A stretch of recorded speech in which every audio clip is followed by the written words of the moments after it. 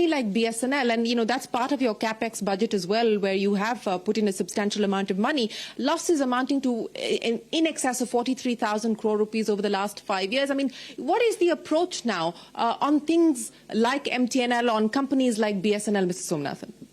So on BSNL, first, I think if you're looking at, so there are two parts to it.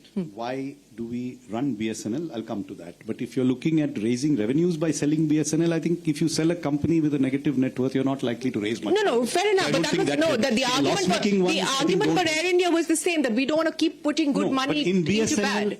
BSNL exists to fulfill a need which others will not fulfill. Please understand that we're doing this in Delhi and our viewers are probably in Bombay and Bangalore. From the names that you quoted earlier. But this country runs in other places too, like Chhattisgarh, the Northeast, Jammu and Kashmir. There are places where BSNL is the only cell phone signal you will get, let me tell you. And there are places where only BSNL has a good signal.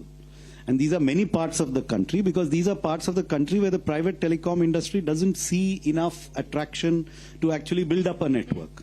So this is the truth. There are parts of the country where we still need a publicly run telecom network, whether it's fixed line, broadband, or cell.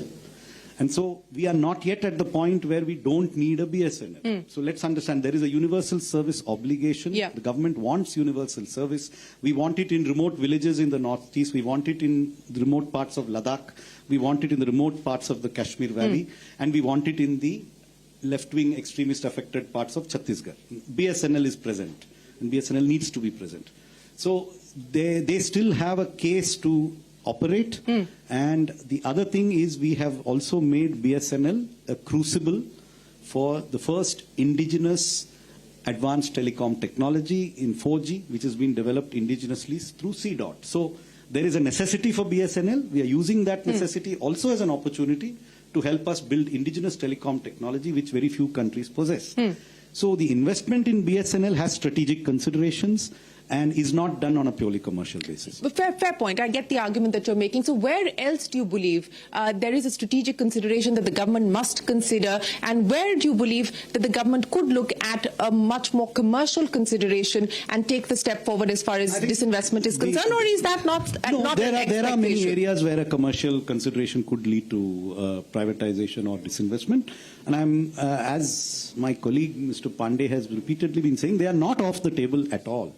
But it's one thing to say, this year I'm going to sell company X, and then the whole market waits for us to dump X and starts acting in anticipation, versus saying that I'm an investor.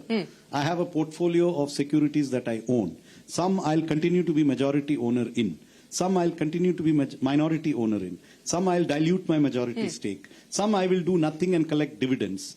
And some I'll hold until they are repaired. And we take a pragmatic and maybe even opportunistic view of what to do with each of these. That is the new approach. But you will see disinvestments happening. They'll happen not perhaps to a declared pre-announced calendar, but you will still see them happening, is our both expectation and policy. Okay. Still see disinvestments happening. I know